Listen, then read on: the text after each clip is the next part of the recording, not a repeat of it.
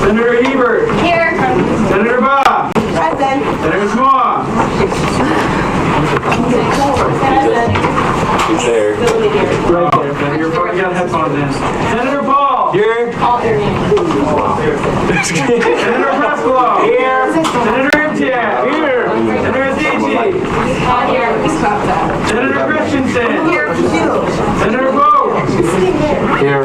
Senator Oja. Senator Nelson. Here. Senator Ramsey. Here. Senator Landis. Here. Senator Starr. Here. Senator Vega. Senator Cronin. Here. Senator Ogunfaloni. Here. Senator Schmidt. Here. Senator Twain. Here. Senator Whitty. Here. President Abdulaziz. Present. Vice President Kramer. Here. All right. First thing on our list under presentations, we have 2 presentations from the Students United State Chair candidates. Each of you will be limited to 10 minutes, just for the sake of time. Yeah, that's all I've got. So, our first up, we do have Kayla Shelley. Correct? Abdul? 1 second. Did you hear that? Yeah, I heard that. Am I going first or is Ola going first? You're going first. And you're live right now. 10 minutes. You have 10 minutes. Okay, go ahead. Okay, I'm rolling. Yeah. Can everyone see and hear me? Yeah. Yes.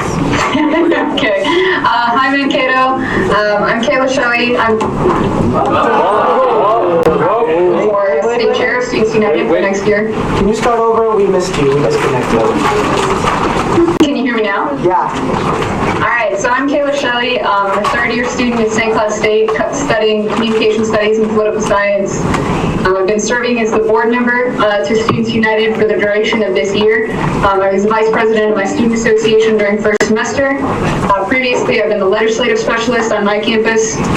Throughout my course of time within Students United and student government, I served on our fee allocation committee as chair of our urban affairs committee on my campus, our student affairs policy and fee council, our tuition and fee advisory council, and to Minnesota State, I've served on our academic and student life policy council as the chair for this year.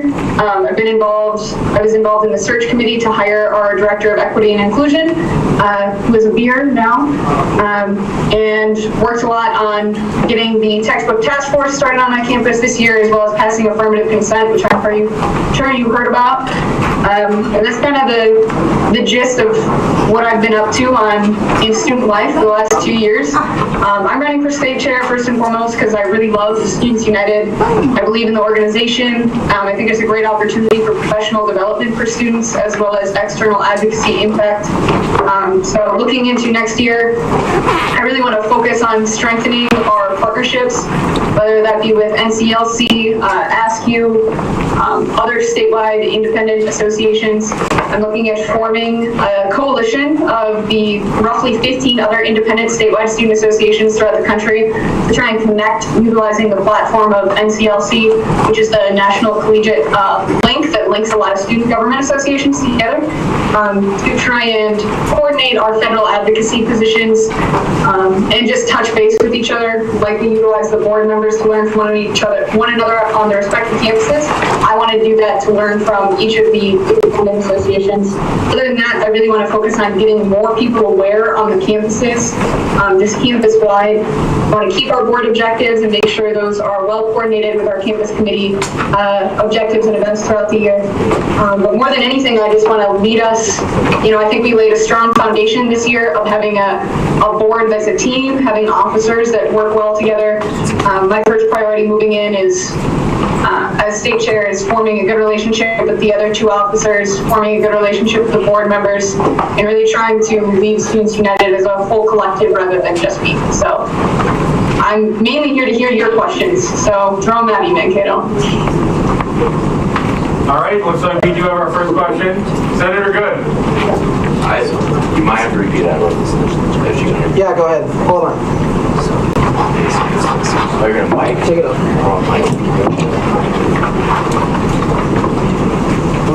Hello.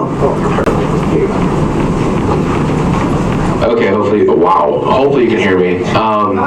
So my question is, with students next year that they've never been to delegates, what moves would you make to make sure that they're aware of what's going on and to give them the tools to make sure they're making appropriate decisions? I think one thing that really needs to be utilized is after a motion that was made last year, staff worked on making sure that we had all of the motions from like the last 2 years that weren't included in the platform as legislative agendas online. So I want to make sure that everyone is aware of that tool so they can look at what we've done in the past and what motions have already been passed so that we aren't getting into redundancies of having the same motions kind of cycle through year after year. Making sure that the app continues to be utilized and updated, and as well as I would really like to, at the beginning of each delegates, have a bit of an orientation, not just for fall, but for each delegate, so that new students at every conference get to know who I am, who the other officers are, and kind of what the mission, vision, and values are of the organization, and to make sure that they understand that this is a coalition of 7 universities, so that we're trying to focus on things that affect all of us throughout the system. Does that answer your question? Yes, thank you. Yep. Senator Stady? Okay, so, hi Kayla. This is just a personal thing that I personally have, I guess I don't like this year with delegates. So what's your opinion about the changes about where the conferences are being held, or the way conferences are being held, with people having to move from the hotel to going to a conference and back and forth and all that? Like, what's your stand with that? Like, what would you do different from next year that's being done this year, in a way? I'm sorry, I didn't hear your question very clearly. Could you? Yes. Speak louder. Okay, so can you hear me now? Yeah. Okay, so my question basically is for the conferences, for the delegates, the way the delegates is being held this year. It's different from how it has been held the years previous from this year. And what's your opinion about that? Like, what's something that you would do different from this year's? Because personally, I felt like this year has been more like people moving around, so we waste a lot of time just driving from the hotel to the conference rooms and back and forth. So what's your opinion on the changes with that? Honestly, though I agree it's been a little bit more complicated for students, we have saved an incredible amount of money within our budget. And as you may have heard, if you have the budget presentation from officers this year, we are looking at running out of that building fund within the next 3 years. And even with the fee increase, we're looking to make sure that we hear what students want to have prioritized. So I think if delegates this year come back and tell us, we don't like the way the conferences have been running. We would prefer that we have them at the hotel, in conference rooms, things like that. We'll set that as a priority within the budget, but I know that this year the decision has been made to save money. So it's kind of dependent on, one, what we hear back from delegates this April, of what they want to prioritize within the budget. And if that's conferences, then we'll need to make sure next year that's adjusted. But if it's instead advocacy and lobbying, then I think that this is a good way to continue, just because it's a cost savings for us. But again, it's dependent on what students choose they want to prioritize within our budget. It's your money that is working into this organization, so I want to reflect what students want to prioritize into that. And if it's conferences, then we'll change it. Are there any other questions? All right, we have a second question. Go ahead, Senator Stady. Okay, so you also, thanks for answering that. You also said right now with the fee increase, we haven't seen any fee increase yet, since it's going to be talked at this delegates, and it's going to be obviously in the board of directors. So you are for a fee increase, or you think that's going to happen, or if you think it happened? I'm just very confused because we haven't had a fee increase yet. Right. I don't know where we are yet. I'm saying that, if the board decides that they don't want a fee increase, I would say that we have to continue having conferences the way that we have, because that building fund that has kind of been our money that we're able to have in order for, because our revenue is less than our budget expenses right now. And the only way we can change that is with a fee increase. If we don't change that, then we'll have to continue doing cost-cutting measures, like the way the conferences have been held this year. If there is a fee increase, then we'll have more money so that we can do those things. So that was kind of the point of that. Where I stand personally is I think we need a fee increase. It's projected right now that if we don't get one, we will run out of money in that building fund right now within 2 to 3 years. And I do not want to see Students United go away within 2 to 3 years. So personally, I am for a fee increase as a board member, but I will be stepping down for the election and re-entering in during that discussion. So I will be for it, but that is a decision that's up to the board that we have to make as a whole. All right, we have time for one more question. We've only got 20 seconds. Bill the proxy, I believe that is your question.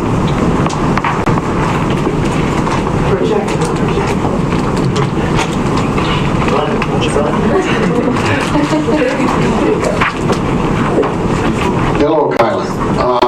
I'm curious I'm an activist myself, and I'm curious about student activism. We don't have enough of it in these times, troubled times we're living in.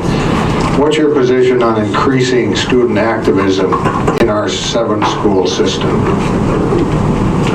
I'm all for it. I'm all for it. But I think that we have to be cognizant of the fact that we are a nonprofit, that we're 501c3 status, so we have to, as long as we remain nonpartisan and we do what we've been doing with issue campaigns, saying that we want to increase student activism around textbook affordability, around student health and wellness, about equitable housing and food options for students living on campus. I would love to see an increase of activism around those issues, both on the individual campuses and at the legislature with all of us together. But that's something that has to be done in the nonpartisan manner that our nonprofit status calls us to. Thank you very much for your time. That is all the time that we have, but we do appreciate you coming and video chatting in with us. Thank you so much.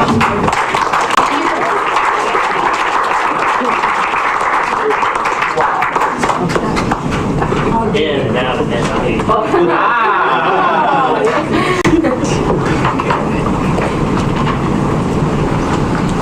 Nice flower.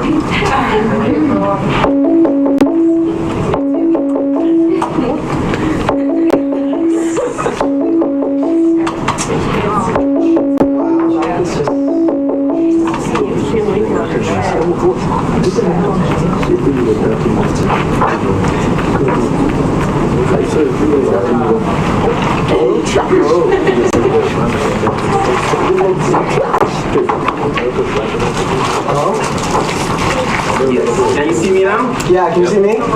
Yes, I can. Okay. Perfect. So, Nolan, go ahead, do your thing. All right, so this is going to be our second presentation. This is Ola. Make sure you're respectful. Again, they'll introduce themselves, and then at the end we can ask questions if we have them. So please, this time too, if you do have questions, signify by raising your placards, because then we can run around passing the microphone. It'll just be a little easier and faster. Ola, just so you know, you do have a limit of 10 minutes just for the sake of time. And I'll be telling you when we get about 2 minutes left. All right, cool. Yeah, you're good. Good afternoon, everybody. My name is Ola Abimbola. I am honored and privileged to have this opportunity to speak with you guys. As you may be aware, I am running to become the state chair of Students United. My journey with Students United so far has been nothing short of inspirational since I joined Students United in September of 2016. I'm going to be very brief about this, but I just wanted to give you a little snippet about what I've been involved in Students United. I initially joined Students United as an action team member. I saw a tabling session at my university, And I was inspired by the work that students have been doing, just how much influence students have in Minnesota state policy, and how we're able to determine our future, and how our destiny is in our hands. So I was informed that Students United were instrumental in making in-state and out-state tuition the same for all students in Minnesota State University system, which ensured that I'm able to go to university at the rate that I'm able to afford. So I was really proud about that.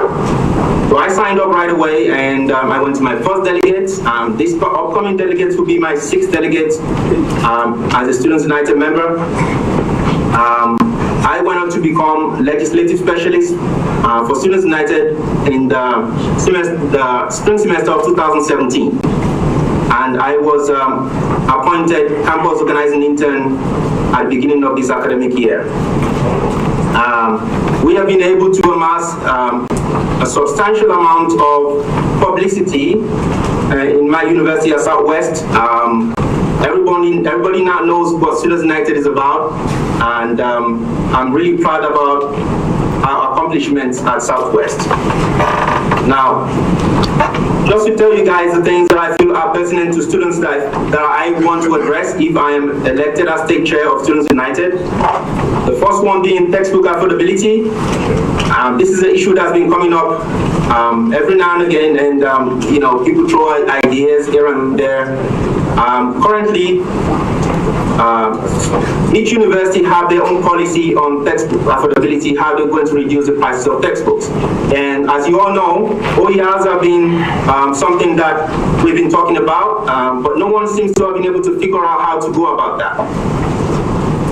So there's one option that we've been trying to address at our university, which is C degrees, which basically means that you don't have to pay anything for your textbooks till you graduate as a student. And I feel like we need to have a statewide policy in order for this to be effective, instead of different universities doing different things trying to tackle this. Currently, we have about 12 subjects at SMSU where you don't pay for textbooks. They have online resources they can use. I'm currently doing chemistry, and I don't pay for my chemistry textbooks. But some of the faculty members are adamant to make this change because they feel like it's going to be detrimental to the quality of textbooks that are affordable for students to learn the course content. Now, I feel the Z degree option is something that can be achieved. We need to sit down and figure out how we're going to do that. We had extensive talks with our legislators during Advocacy Day, and they were very positive about it. And I'm confident that we can make it work if we work together. Another issue that I feel is pertinent to students' success on campus is diversity and inclusion. Diversity and inclusion is something that is thrown around. Everybody talks about it. We need to come together. Really, though, do we understand what it's about and how does it affect people? And really, if we talk about it, we need to figure out, we need to take action. How do we go about taking action against discrimination on campus and about being inclusive for all students? I think the time is right for us to talk less and act more. So basically, I feel like we need to change the programming that we do on campus, programming that will be inclusive to our students. And I also wanted to I think we can have events on campuses. We recently have an event called Diversity Kahoot that,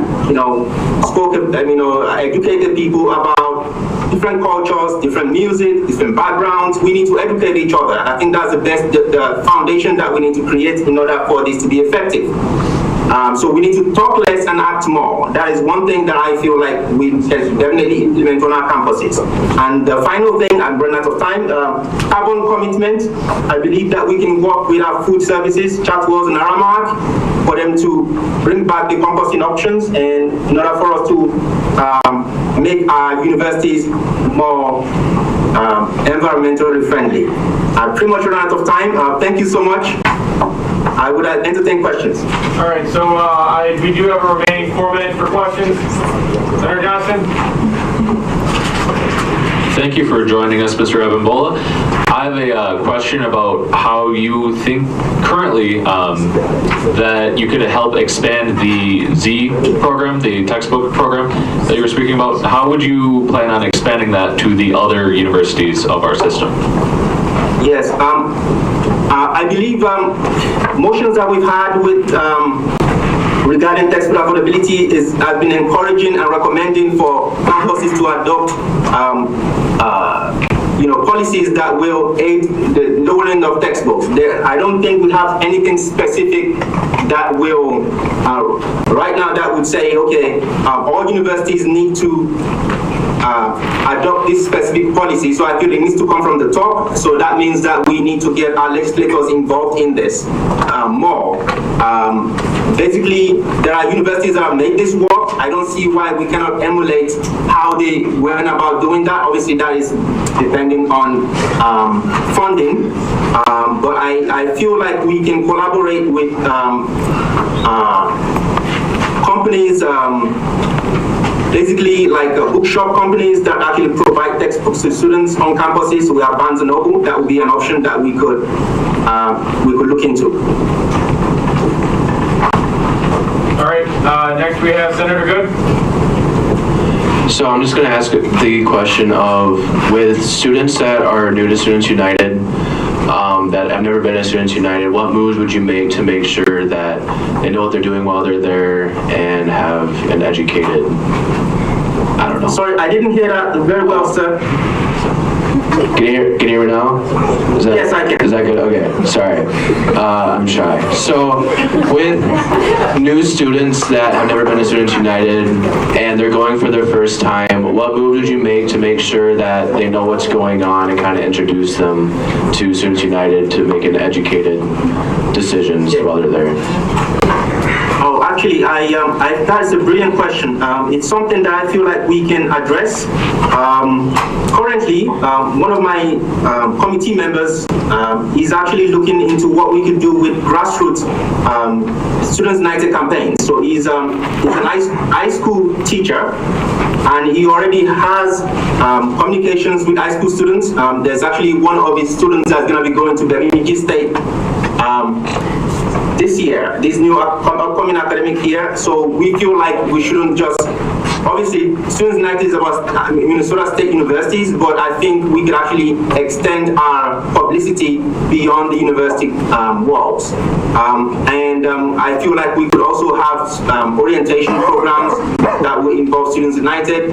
There's a lot, apart from Students United, student governments generally, people don't know about their student governments, and I feel we need to do more about that, especially during the orientation programs at the beginning of the semesters. All right, we have time for one last question. Go ahead. Hello, Ola. I am curious about how you're going to work around the 503C status to complete concrete action in the diversity and inclusion area. Right, so you said, how are we going to go about, I didn't get part of that question, so you're saying, what do we do about diversity and inclusion on campus? Yes, since the organization is a 501c3 and is limited in its political status that it can take on an issue with, I'm curious as to how you're going to produce action on the diversity and inclusion issue within that framework. Well, obviously, everybody has, if you want to be inclusive, you also have to do that in a way that you don't tread on other people's liberty and you don't offend other people. Now, everybody has the right to exercise that right, but I feel there's nothing stopping us from educating each other. I think we don't do enough of that. We talk more about, well, we need to be inclusive. Now, we need to figure out how we should be inclusive. So, as I give an example that we had a couple of events at SMSU where we've actually... You got 1 minute remaining. Sorry? You got one more minute. I want to give you time. Okay, so yeah, so we need to have more events on campuses. We need to promote that more in a way that we can educate our fellow students. I think that's where we need to begin. We need to create a foundation for that. In order, before we start putting policies, we cannot impose policies on people if they're not already aware of other people and how to deal with other people from different backgrounds. So I think that we need to start with that first. Thank you. Did that answer your question? Yes. Thank you very much. Everybody please give them a hand.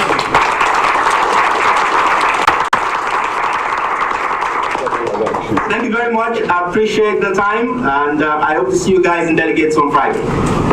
Thank you, sir. All right, for the other presentation, to my knowledge, they are actually no longer available.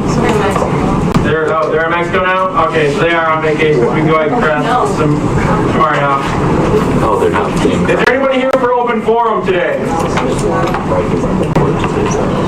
Seeing none, we'll move on to the approval of the consent agenda. Senator Good. I'd like to move Senator Good to off of current Senator reports since he went last week instead. Seeking second? Second. All right, is there any dissent to removing Senator Good for this week? Seems to have been a typo on my behalf. Any dissent? Seeing none, so moved. Senator Ramsey. Motion to add the Constitution Commission's recommendation of amendment by substitution of Article 1, Section 1 to the consent agenda. Section 3, sorry. There's a second. Yes, this is just a formality. This came out, they met after I had already sent it out. Just so everybody's clear, we are going to be discussing the changes that have been brought back to us from the Constitution Commission that we sent there. So, any dissent to adding this to our new business section? So moved. Make sure you know, we can pass these out now. Please make sure you take one and keep it with you until we get to new business.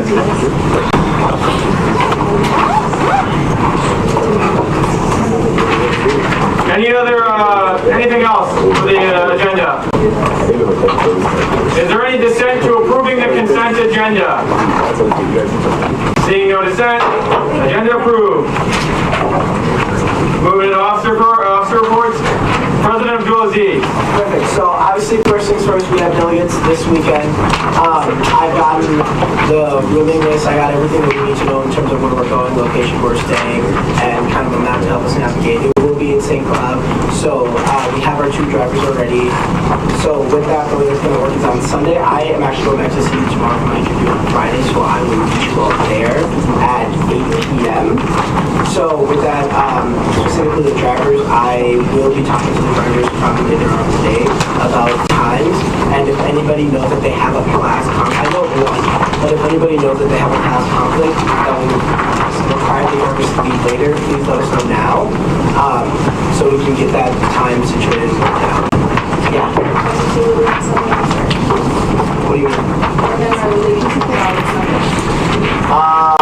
I currently don't know because I personally have to stay for the board meeting, but I know that you're not staying for the board meeting or you don't want to. The driver, yeah, I have that else on this. Yeah.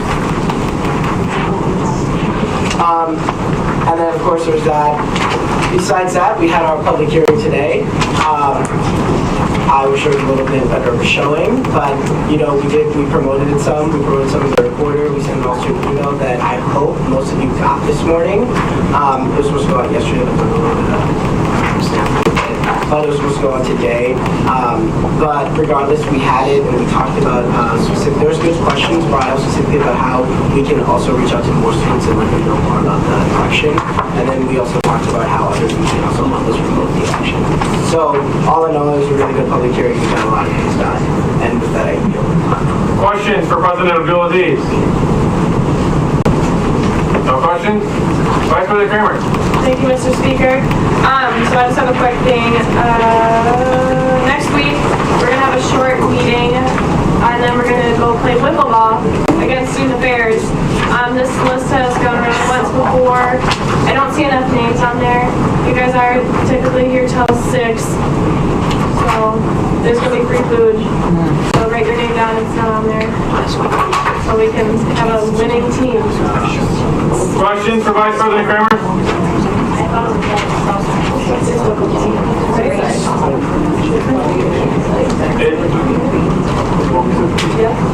Really quick, I talked to,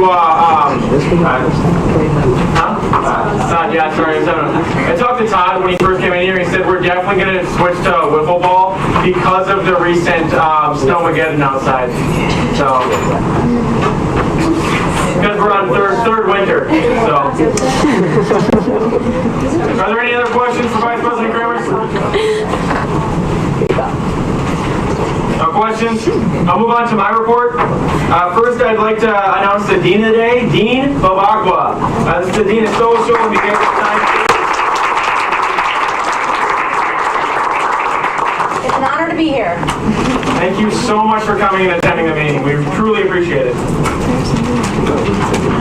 Also, for senators, please take note. So, it might be kind of confusing how it's laid out, but I included next week's senator reports. So under my officer reports, it's got A, so next week's senator reports. On the back, on B, it's got April 18th senator reports. So make sure that you're coming and that you are prepared.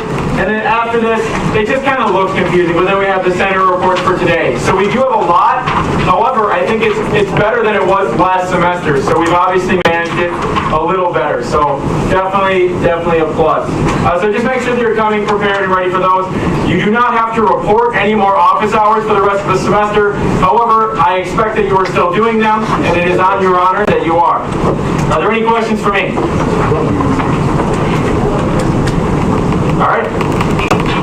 Now we will move on to officer reports. Senator Vega, you've got the first officer report. Let's make sure that we are using a microphone. No.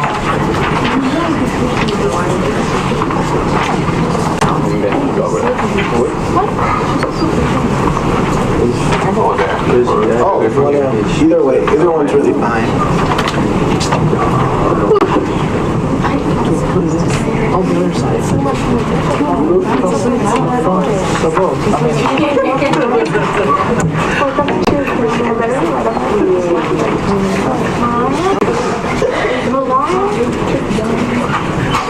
Oh, sorry. My bad.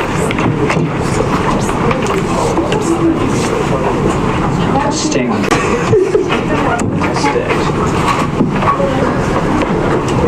Okay,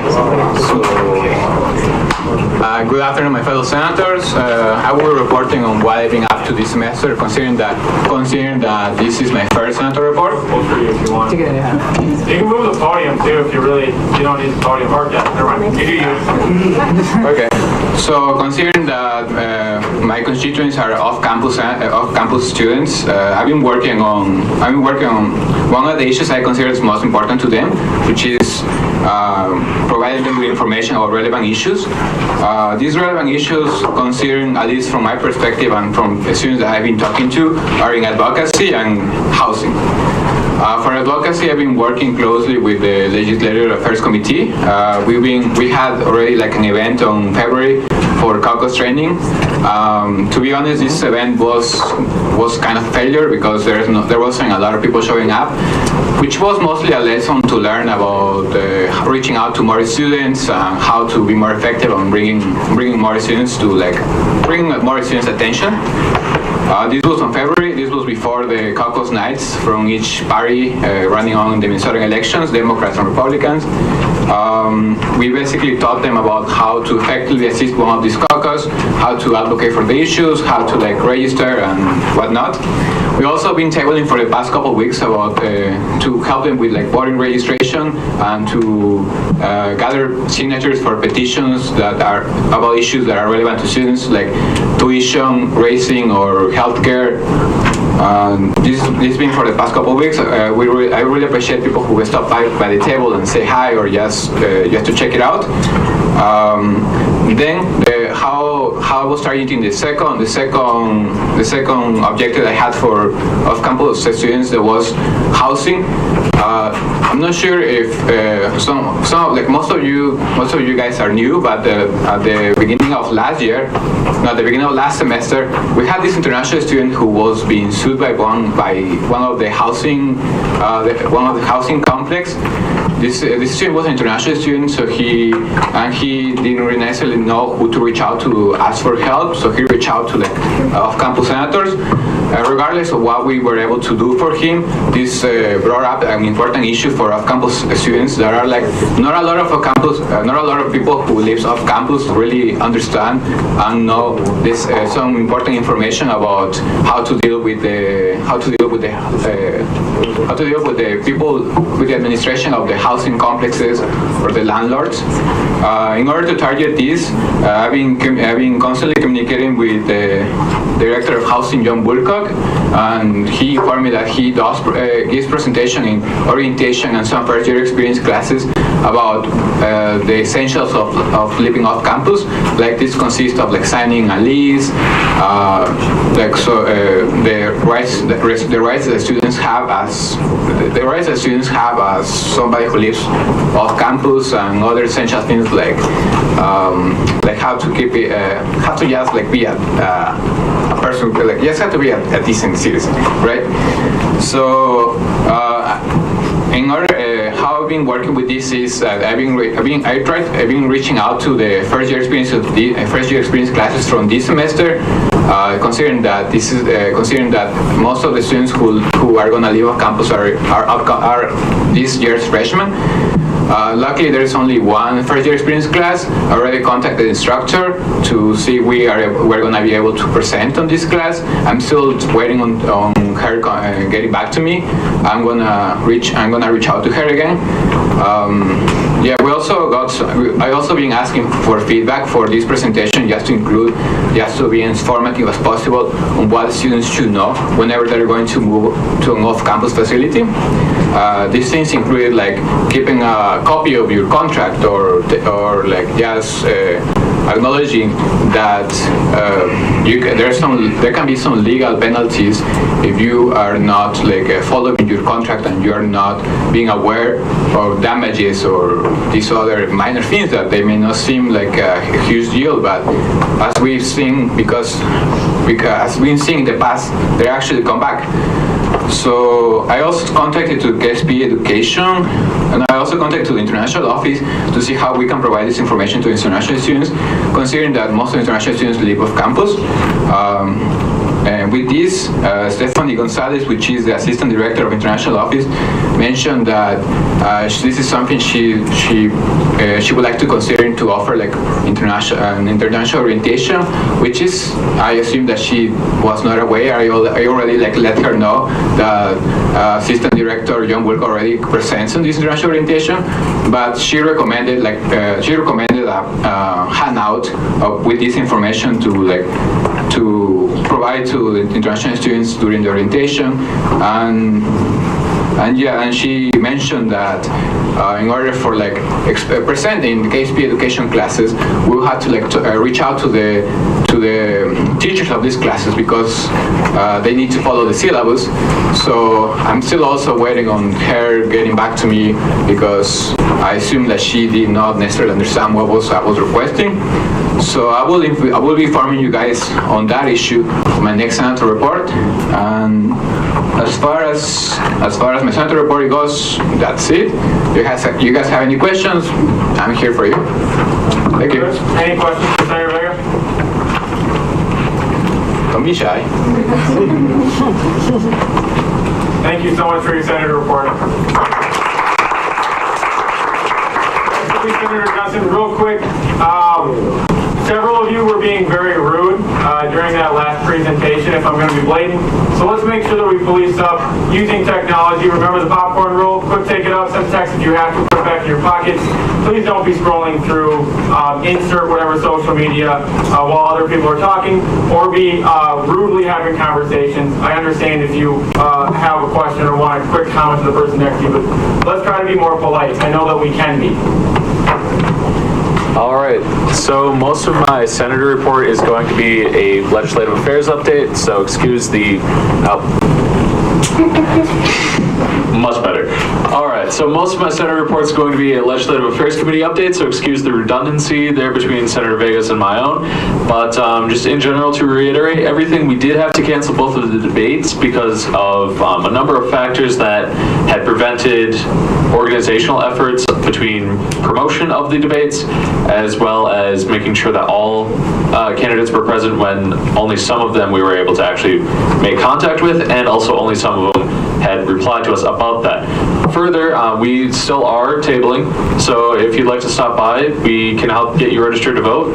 And if you have any questions, like if you are an out-of-state student, you can still vote if you live here 20 days before the election, so we can still help register you for that. But other than that, if you have any questions about anything like that, either contact myself, Senator Vega, or Permanent Proxy Ham. Are there any questions at this time for Senator Johnson? Thank you. Senator Kincaid?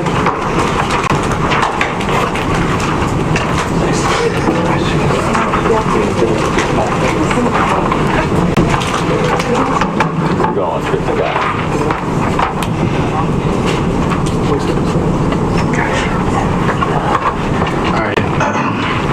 How's everybody doing? My name is Samson Akinton. I'm the College of Business Senator. My constituents are the College of Business students and pretty much any students interested in business. Usually, the College of Business, we have a meeting, I have a meeting with them once a month, but there were some situations that happened where they had to cancel the meeting. It's usually at the end of the month, so we weren't able to have our March meeting. So a lot of my report is going to just be about a meeting we did have on March, I can't remember the exact date, but the meeting was pretty much with some faculty members from different schools, just to come talk to us about the AACSB accreditation. For those of you that might not know what that is, it's pretty much the accreditation for the College of Business, meaning that we're like one of the best business schools in the nation. So pretty much during that meeting, they just kind of came to talk to us about like what we could do as an institution, like what we could do to pretty much better our accreditation, and just kind of there were a lot of different students there as well. It wasn't just like student leaders. It was actually just regular College of Business students that felt like they could come in and come share their experience that they've had in the College of Business and how that could be improved. So one of the things they talked about was our classes. If you're not a College of Business, you might not know exactly what I'm talking about, but usually for the first 2 years we take just basic classes, 200 level classes and 100 level classes, and then after the second year is when you're able to start taking 300 level classes and 400 level classes that actually are pertinent to your major. So in the first 2 years you're just taking classes, just College of Business classes. So one of the things that was brought up by a student was that a lot of those classes, they kind of actually prevent you from graduating in 4 years, because you can take those classes and the 400 level classes, they fill up really quick. So one of the solutions that was brought up at the meeting was that they're going to try to take the courses and try to review them and try to compress them to actually reduce the numbers. So for example, I'm in marketing 312 right now, and that class next year is going to be, instead of marketing 312, it's going to be marketing 212. That way you can actually give students freshmen and sophomores a chance to take those classes, whereby it wouldn't be just juniors and seniors taking those classes. So those are just one of the issues that was brought up. A lot of the other issues that was brought up as well, I kind of wrote it down, and I plan on having a meeting with our Dean Flannery next week to talk about a lot of those issues. And also a committee I'm also part of is the Academic Affairs Committee, and we're also in a discussion about textbook affordability and things like that. So I can't really report on that as well right now, but after my meeting with Dean Flannery, I should be able to do so. So with that, I yield for any questions. Are there any questions? Just for anyone who doesn't know, the 5% accreditation, the accreditation thing that he was talking about, that placed MSU 5% in the nation. So MSU is in the 5 from all the schools in the nation. MSU is one of the 5% in the of the schools that has an accreditation, which makes the school for college of business very high. Places it very high. So That's true. Senator Imtiaz. My question is about the course that changed from 300 to 212. So that was part of IBE courses, right? The marketing courses. So if it changes to 200, does it substitute another 300 course in the IBE curriculum, or it just stays 212 and integrates into the IBE program? So like actually 312 is not in the IBE. 310 is. 310. Yeah, 310 is. 312 is just like a lot of marketing majors have to take it because I'm a marketing minor, so I just decided to take it. But it's an optional class to take. So like they're really trying to like take like similar classes like that and they're not in the IBE program and pretty much try to like consolidate them whereby like they can still have the same learning outcome, but just with a better chance for students to take them at an early stage. Thanks. Are there any other questions? Thank you for your report. Senator Paul?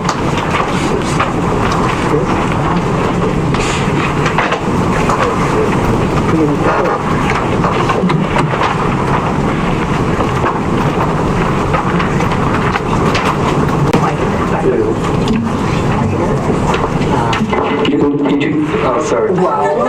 It will take 1 minute. Hopefully if I can fix it.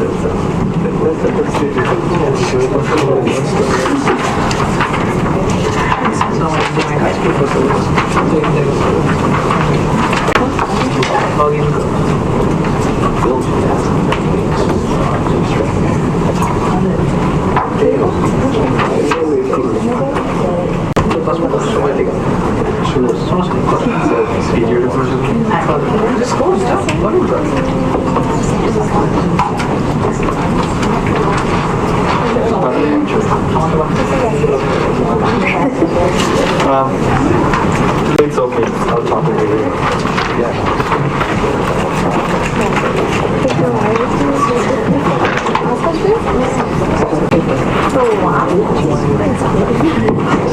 Hello. So my name is Tanmoy. I'm representing the Parking and Transportation Committee. So I've been working with Maggie Yang. So she works with Oppo. She is the global pioneer of dockless bike sharing. I wanted to. Can you hold a little closer? Sure.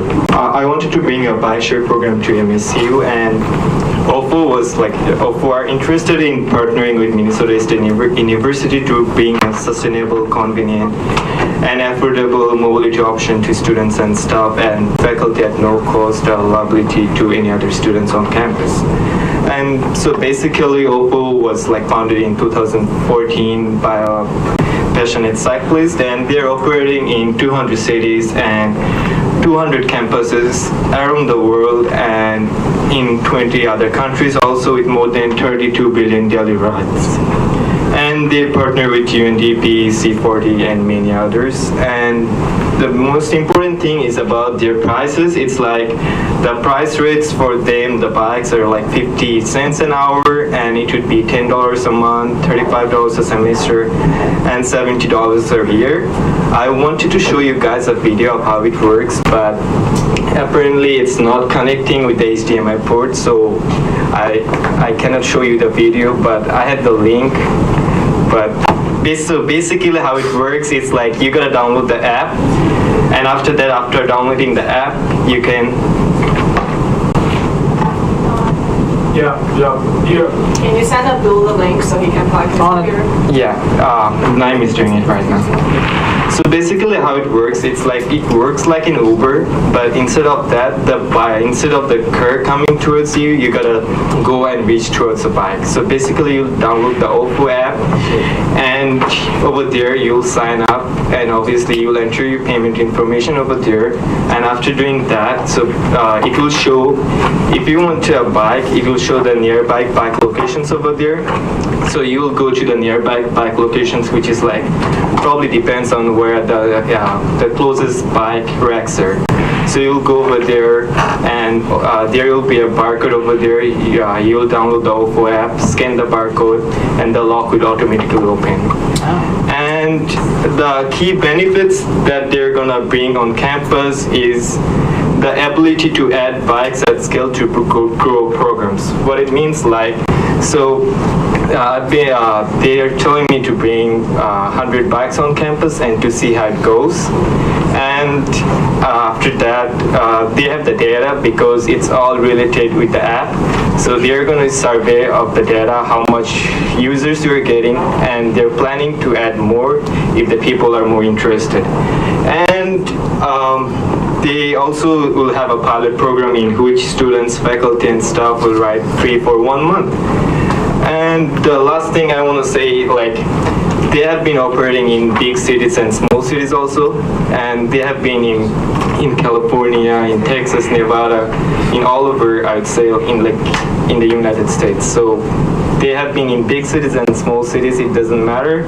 The measures, I think it would be like convenient for students, and you can watch the video, and it's gonna help a lot. Me, you just want to get there. You don't like dealing with traffic, or if you're like me, you just want to get there.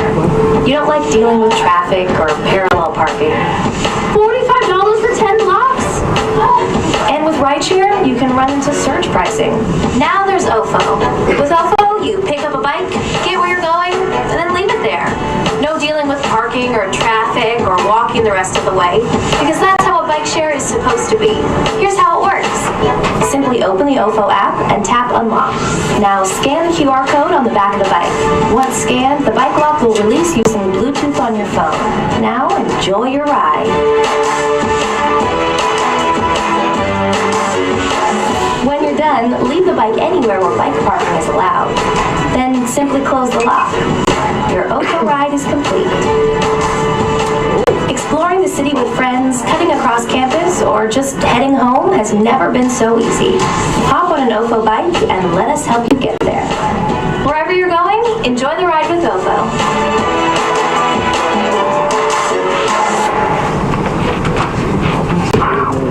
With that, I yield. And any questions, guys? Senator Landis. Yeah, so what's the status of this? Is this just an exciting idea, or is this actually being implemented? So actually it's an idea, and I want to implement this program by fall 2018. So I'm trying, I will set up a meeting with me, Naeem, Andrew, and David Cohen, and Maggie Yang. She lives in California, so she has a busy schedule. That's why she said probably on the end of April or on the end of May, she'll come to Mankato and she will discuss about the bike share program and how it will go in the future. Senator Warner? Thank you. So, through the environmental committee, there's the bike-friendly campus subcommittee. Have you tried contacting that subcommittee at all? No, I have not. Okay, actually. I can give you some contacts because we are registered as a bike-friendly campus, and I'm sure the people that worked on getting us registered for that would be happy to help out. Sure, that would be great, Monica. Okay. Thanks. President Abdulaziz? So I just have a question about the bikes and Minnesota winters. Where would that, is there something in place as in like a bike show? Sure. So that question occurred in my mind of like what you're gonna do, because it's like 6 months winter and 6 months summer. And so I talked to them and they said like during the winter they can pull back and store bikes. So basically, they would be responsible for pulling and storing bikes. So it's like we don't have anything to do with us. They will like be responsible for the storage of bikes. So there's a bike team. Yeah. Or, sorry, what? So there's a group of people that goes around and collects the bikes. Is that what you said? That's what she said. I like when she'll come for the meeting, like be more clarified about the information. Okay. But basically, I think they're gonna build a warehouse for that, and they're gonna like pay all the money for that. That's. Senator Pope, did you have an answer for that, or? Yeah. So there are different source, like people that do it. There's like this brand, and then there's also Zip. Usually they have docks for the bikes where you have to put the bike after you're done. But in Birmingham too, they have like stations where they'll bring the bikes during the winter season. Senator Good? You have 2 questions. Oh. First one is, so I just want to make sure, so this is free, and is the app free? It's not like the app is free, but like basically if you want to like travel, you gotta pay for it because it's like I say, it's like an Uber where you like enter your payment information, or where you can enter your payment information over there. So if you want to ride the OFO bikes, you gotta pay, and it depends on how much uses you have done. So basically, if you have like ride it for like an hour, you'd pay, or 2 hours, you'd pay like $1 for it. So it depends on the subscription you want. If you want like for a yearly subscription with OFO, you will like pay $70 yearly. And then my second question is, with where they are parked, it'd be just on campus, or if you go to ride like off campus to, I'm not familiar with the departments over here, but like, let's say you're gonna go to like College Town or something, and you ride it over there and you park it somewhere there, like, if there's not a bike there that somebody wants to take back and like stuff like that, like, is there gonna be, like, how many bikes are we talking where there's gonna be abundant enough? So, from what I've heard from Maggie Yang, the thing she said that the bikes can be parked at the existing bike racks, or they can set up designated bike parking zones or install more bike racks on campus or off campus, and that would be free of cost to the university. Does that answer your question, or? That answers part of it. The other one was too, is like you have like an approximate possible number of how many bikes there might be. She's planning to start with 100, but in the meeting we'll discuss about it, like with David Cohn, how many bikes you're gonna bring. Senator Johnson. Forgive me if you already had said this, but would this be of any cost to us as an institution, or how would the payment for installing this work? No, it's free of cost to the university. Okay. But if you like, if I wanted to use one, I'd pay for it. But for the university to get installed and joining, no, it's free. Totally free. Okay. Joe Wolf in the gallery. My big concern about this, if I wanted to use a bike on campus and there wasn't one around, odds are all of them would be downtown, and no one would want to drive them up the hill. So that would be my concern. I'll yield with that. Senator Pope? I know first time I saw them was at Birmingham, Alabama, and it started as just an on-campus thing, because they're like an urban campus, so their classes are all around the city. But like as it became more popular, they put like more bike racks in different places. So I know like as of right now, they have a bike rack every 2 blocks. So I'm guessing at first we put limits on how far people can go with it, and then eventually as it becomes more popular, then they put more bike racks maybe down the hill or in different places in Mankato in general. Or at least that's what they did in Birmingham. Senator Jazz? I'm just, as a point of information, that they actually approached us first, so that if we have any ideas or how will we proceed with this, so that meeting solely depends on that. This is an idea that we want to bring to the table and then see how it goes. So they approached our university, they want to install everything free of cost. Senator Thompson? Super cool idea, but so I guess I'm just confused, maybe I haven't heard it, but who would be picking up these bikes from these places? Like, would this be like a potential student job later on, or like would this potentially be like something not like a job or something, it's like a students with this program? Is this like people who are involved with this company itself, they go and like pick up the bikes and whatnot? I just don't understand the bikes, like, just get about it. I don't know if you know that. That's a great question. I don't know the answer for that, but I will reach out to Maggie and ask about it. We're gonna have one last question, Senator Ramsey. More of a comment. So what he's explaining is a business, so the far as all the bikes are stuck downtown, if they're interested in making money and they only go down the hill, they're going to have someone who's going to pick them up because they want to make their money. So this is just something that's coming onto the campus that wants to set up here. So all that things, all these like glitter things, like if they actually want to be successful and make money, they're going to take care of it. And that's not going to be something the students or the university is going to have to worry about. Failed. All right. Senator Ball, you have stood for many, many questions. Thank you so much.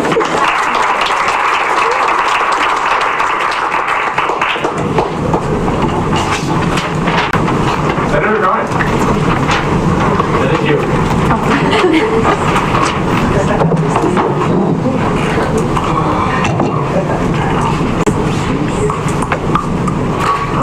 Okay, so I'm here to present about the name change, so that way you all can have efficient answers to give to your constituents when election comes up next Tuesday. So the name change has been something that has been worked on this semester. I met with individuals from integrated marketing, and they kind of gave me some different opinions on how to go about this and different things in general. So I'm going to start off with the why name change. So even the people I was meeting with from integrated marketing thought that MSSA was a poor choice of a name just because it is an acronym, and they say to never use acronyms, and it doesn't truly define what student government does. So when you tell people like why a name change, well, you go by MSSA, which then you have to explain to Minnesota State Student Association, which then you have to explain to your student government, and it's just so many different avenues. Why have that? Just cut it down to student government. And so then we were talking about the logistics of the pricing, and honestly, just the different things we have on campus would be minimal cost to change. For example, the bus wrap is something that gets changed every summer and is no cost to Senate. So changing, for those of you who take public transportation through the bus, it says MSSA sponsored, that would be changed for free. The window decals in the Senate office would ideally be taken down within, like, immediately after being changed, and then the idea is that all these changes would happen over the summer. So the window decal outside the Senate office, the wall decal near the Hearth Lounge, the office decal taken down, not necessarily needed to be put up a new one, just because if you're in there, you know why you're there and where you are. But the individuals from integrated marketing told me that the window decal and the Hearth Lounge decal would not be more than $400 both. There's an expandable banner that we have outside the Senate office, not necessarily need a new one because that is a $200 cost, and it just sits there right outside the office, which already has our name on it.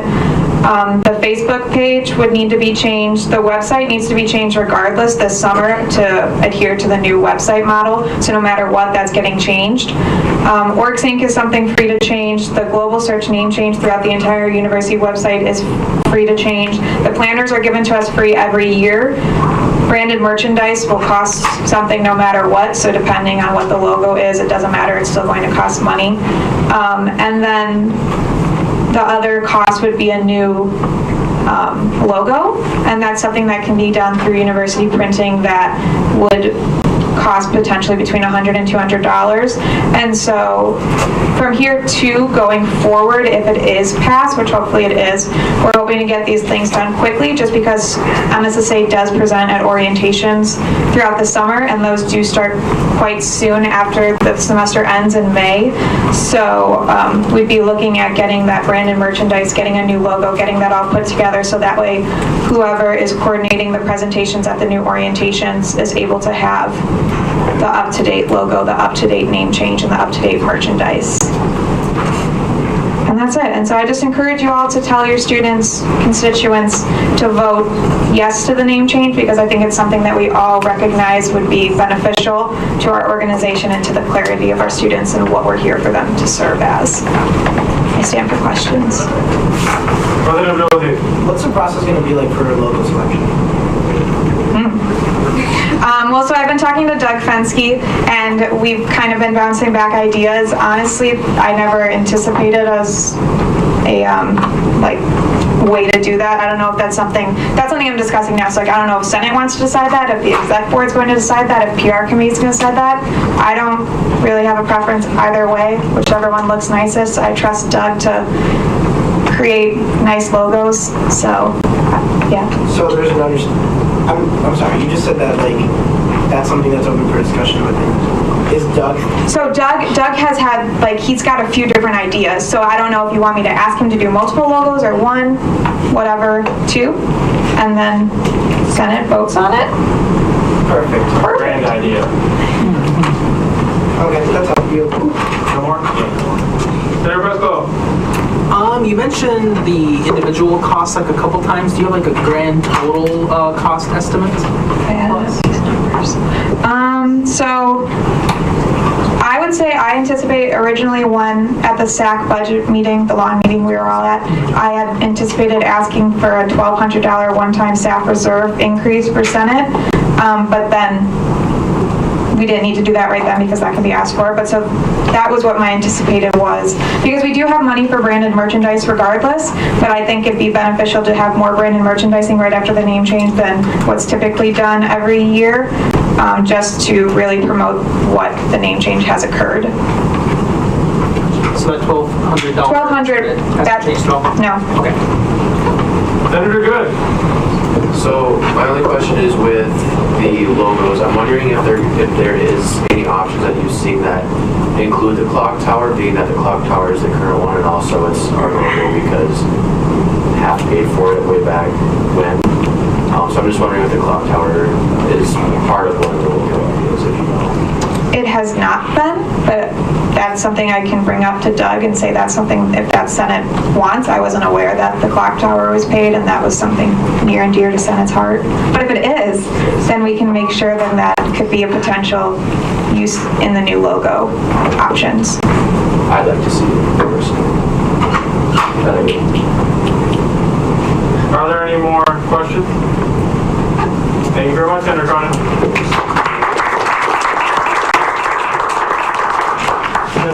Senator Bob?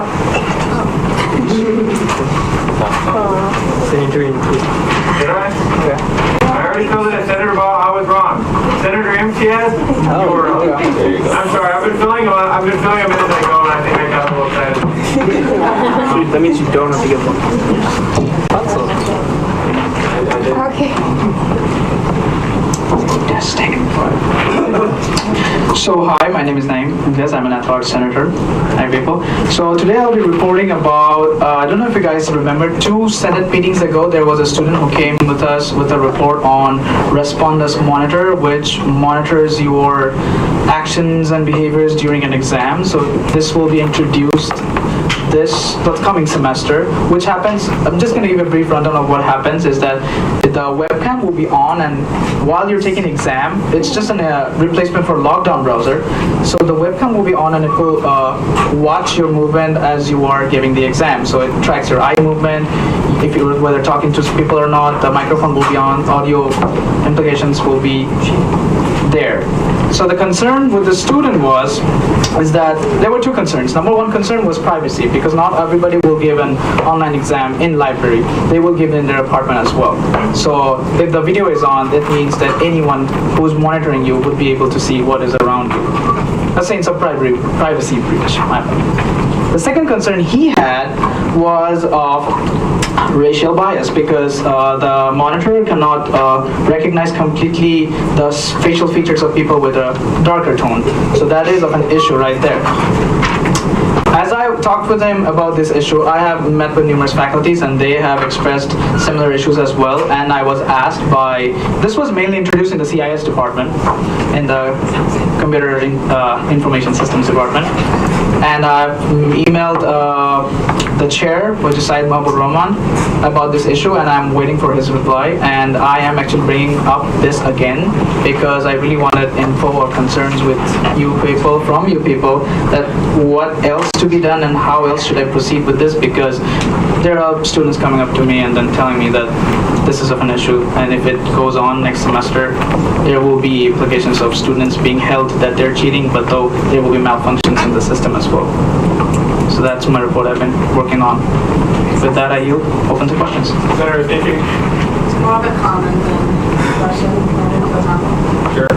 Okay, so I have friends who have used the system and they hate it because they thought it was just such a, I mean, not that they would cheat or anything like that, like she's an amazing student, but she just hated how she's like, I couldn't even move, smile, or do anything because I was concerned that's gonna, like, affect anything I do. So I think it's just not something students really like or want to have. Like, either have them in class or just not give them exams if you're not going to trust that your students are, I don't know. I just think it's not really something that we need in this campus because it's just a privacy issue. Like, you could really, I don't know. I'm saying I've talked to people who really have used this and hate it, so. I yield. Senator Pascal. Thank you. You mentioned before this was going to be implemented next semester. Is it going to be actually implemented in classwork, or is it going to be used like on real tests in real classrooms? If so, how many? How widespread is this going to be? Thank you for that question. So right now, it has been introduced in the IT 202W class as a sample test pilot run, to be exact, for the classes, minor classes, it's a specific classes, so that they want to see how it progresses. And to answer for the assignments, it is only in terms of giving quizzes. I don't know if you have taken lockdown browser, respond as lockdown browser, so it's exactly the same. So even though if you're using in the library, if one people just crosses behind you, you're going to be flagged. So right now, I know it's on a testing phase, but I want to address this issue early on the stage so that I can address it in the roots level. That's why I need the help. Senator Johnson. So, what's the reason that we're switching to this, or that you want to switch to this rather than respond as lockdown browsers? Just because people obviously can cheat, stuff like that, or is there like, is it slow, is it like... Thank you for that. So, as per my knowledge, I believe that professors are introducing it because they still have this firm belief that respond as lockdown is cheatable. I mean, you can cheat or you can have access to different information while you have that browser. So this is to have more secure examination process and environment while you're not on campus or anywhere giving an online test. So that's per my knowledge. Hence my approach towards faculty is asking why is that. So that's per my knowledge for now. So have you had students come to you with so you talked about the faculty and like why they don't agree with it, why those students? Yeah, so 2 Senate meetings ago, there was a student who was, it's okay, I'm gonna brush you up. So he came up with this concern, and then I talked with him, and he said the same concern was with other people as well. So I asked him to give me a proper documentation of how he feels and how other students feel. So he gave me a document of what he thinks and what the students actually feel about it. I can actually forward this to everybody in the Senate so that you can understand and read it why the students are being concerned. And as the students are coming to us and asking for their help, so I thought to step it in and then let's see how we can address this with other faculties and department chairs. Senator Smith? Is it possible for like faculty, like someone to come in and speak to us about this program, maybe like get their perspective and we can ask them questions? Yeah, I mean, that is indeed a good idea. So that's how I was actually going for, to ask faculties what to do. But if you guys are open to having a faculty right here, ask questions, we could definitely ask that. I'm not sure about if I asked the specific faculty who gave this software in that specific class, or should the department chair be here? So I'm kind of confused on that, whom to ask. Kind of need help with that. Are you responding to that? Yeah. I was just gonna say, I think it would be more effective if we had a professor that's already used the respondus notice. Monitor, respondus monitor. That So, I don't know, just in terms of just asking questions about why they decided to use it, or just asking this question in terms of like, what drew you to this? Can I answer that? Yeah. Oh, so can I email the professor and CC you? Oh, please, yeah. All right, thank you. I'll do so. Senator Brock? So in response to your question, Senator Thompson, they want to use this news program because Lockdown Browser is just not actually working. And I've kind of been involved with this too, being that I sit on IT Roundtable, and we've been talking a lot about this as well, and kind of the issues with not only Lockdown Browser not working, but what are we going to do because of that? Are we going to implement this new program, or are we going to go to something else? I yield. Can I counter ask, or is it allowed? You may respond how you think appropriate. Okay. So I just wanted to know whether was it discussed before in the committee and then it was like voted on to have it, or is it a test run or a pilot run, or has it been actually implemented for firm reasons? I want to know. As far as I know, the person who came to speak with us, that's the only class that I know that has actually used it, and they're using it as a test, as far as I know. Thank you. Senator Collins? Besides the two concerns you already brought up, I wonder where is the video stored? Is the video deleted after it's been, taken, or is it stored somewhere? And then two, what is like the due process? And if you do get flagged, you just like work it out with your professor, or prove you weren't cheating or something? I guess that might be a better question for faculty that comes in. So, two parts of your question. First part, I agree. I have no idea about that, where the video is stored. Second part, as far as I've heard from the student, that it flags you right away and it stops your exam right there. As far as I've heard. I haven't taken it. No personal experience. Senator Friend? Two quick questions. Yep. First one, so this requires that you have to have a webcam, right? Definitely. Okay, so have you taken into consideration students who don't have a laptop and have to use the library as a source of getting online to take it when the monitors don't have webcams? That is indeed a good point to bring it up with the faculty. So this student hasn't addressed to me about this, but this is a concern that I need to point out with it. And thank you for that, because this doesn't actually came to my mind. I know I have one, but... Yeah, most people do have them. Yeah, most people have it taped. I don't know. People rely on Yes. They don't have them in the monitors there. Yep. Thank you. Senator Christensen? All right, so I don't know if this was previously answered. First off, I want to say I think it's a great idea to have this faculty come in here and have us ask questions, because clearly we've got a lot of them. But overall, I'm wondering why this? Because students are sadly always going to find a way to cheat.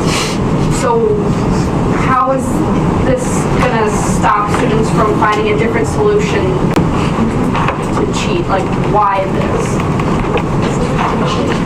I'm asking the same question to everybody else as well, because I don't know how and why this came up suddenly into the university, because this breaches privacy on a higher scale. I just thought about, because I give most of my online exams at my home, at my room. I don't want the webcam to be on. So, in normal sense, it's okay. Last question, Senator Wade. Just a quick comment. Yep. So this isn't just suddenly. I know back in 2015 they were threatening this. Excuse me, bringing this up, not threatening. So it's been talked about for a while. I think now they're just finally putting it in action, not just telling students this was happening, because I know one of the classes I was in was the lecture hall in Trafton, and they just have 200 students in that, so they're like, this is what we might be doing now. So you might want to ask when this started and what a timeline is. But thank you. That was my actually concern as well, because if it was questioned at the earliest beginning, we shouldn't be at this stage. So I'm gonna try to question this as much as possible, and I appreciate all you guys' help. And I'm gonna send this document to all of you. I'm gonna send it to Amber, and she could forward it to all of you. Thank you.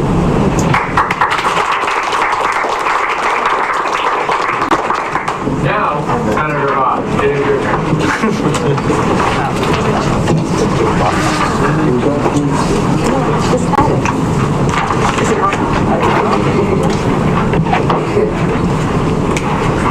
Hi everyone.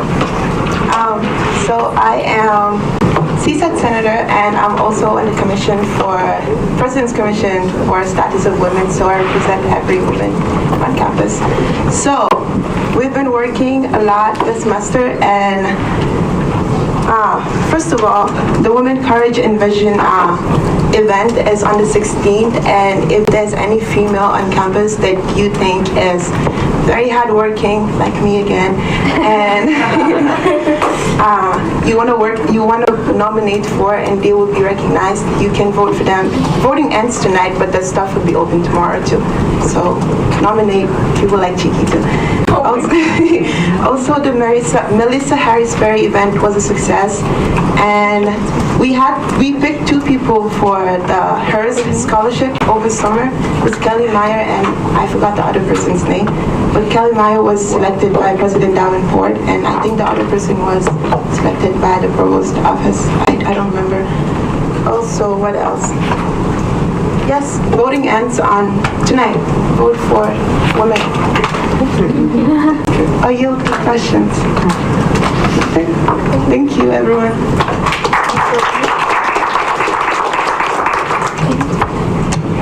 Senator Frank?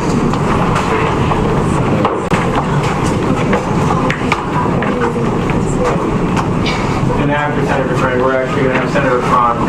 Senator Dominguez is sick today.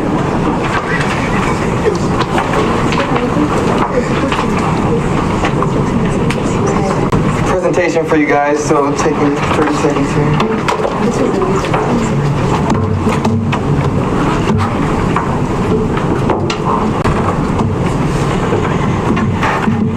You need help?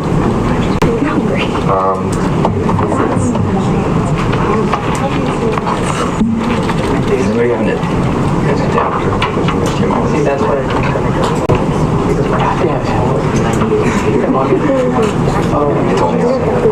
You can send it to our current president of Bill Aziz. Okay, you can just move on to the next. All right, so why don't we do that? Senator Cron, is it okay if we have you go?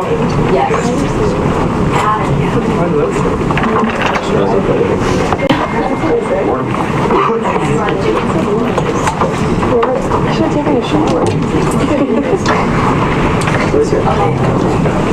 Hello, everyone. So as I kind of mentioned before, I do sit on the IT roundtable. So we had another meeting yesterday. That was a 2-hour meeting, and we kind of discussed how the new website is running. And as you all know, I talked about this before, and I mentioned that there is 30,000 web pages. There's actually 42,000 website pages that need to kind of be redesigned, revamped. So it's going to be a very long and slow process. There's about 600 to 700 pages that have been updated. And kind of the whole reasoning also for updating pages was so that we can cut down on the number of pages that we currently have.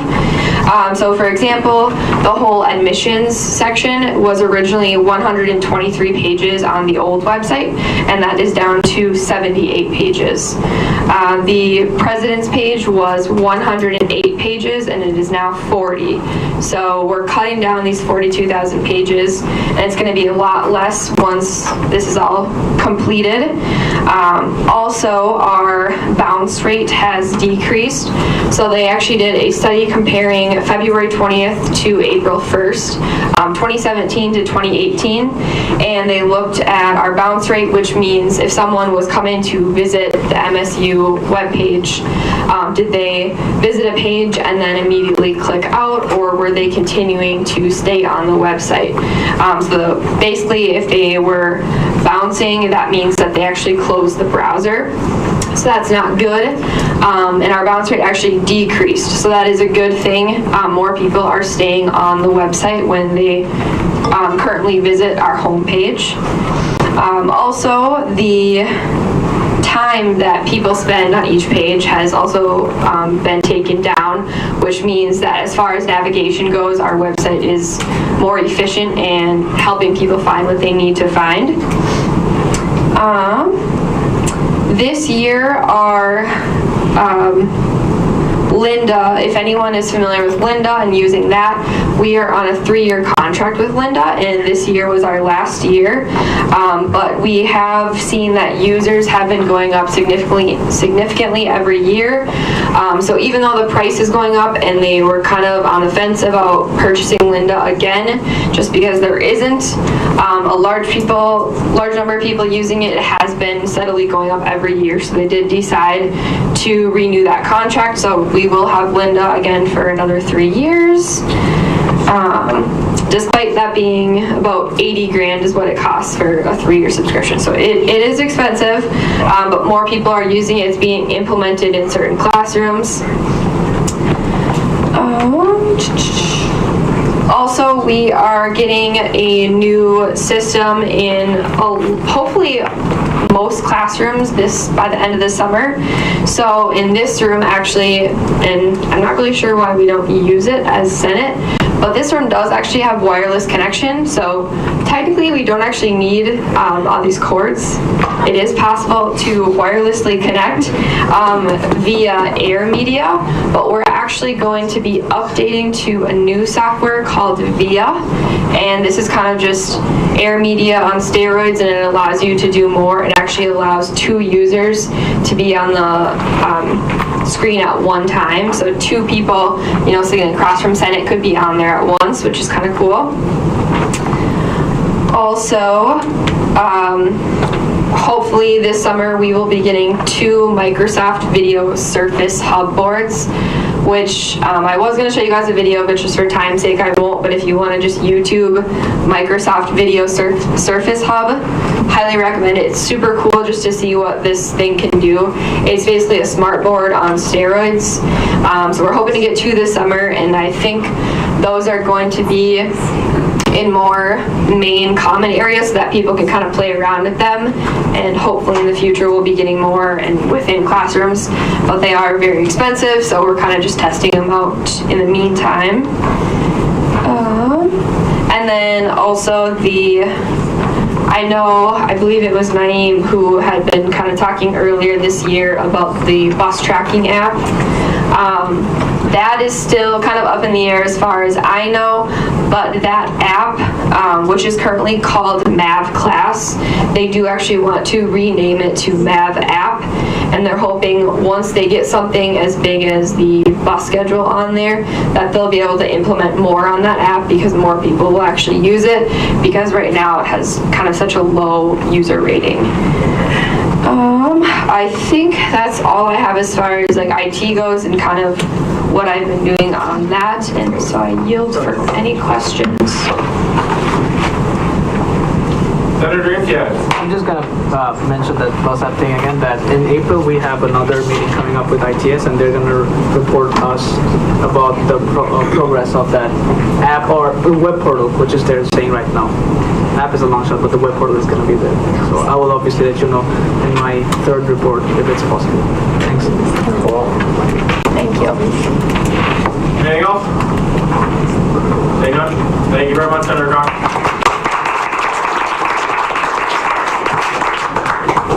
Senator Friend? All right. So for my report, I'm going to be talking about tobacco use on campus. I do have some handouts.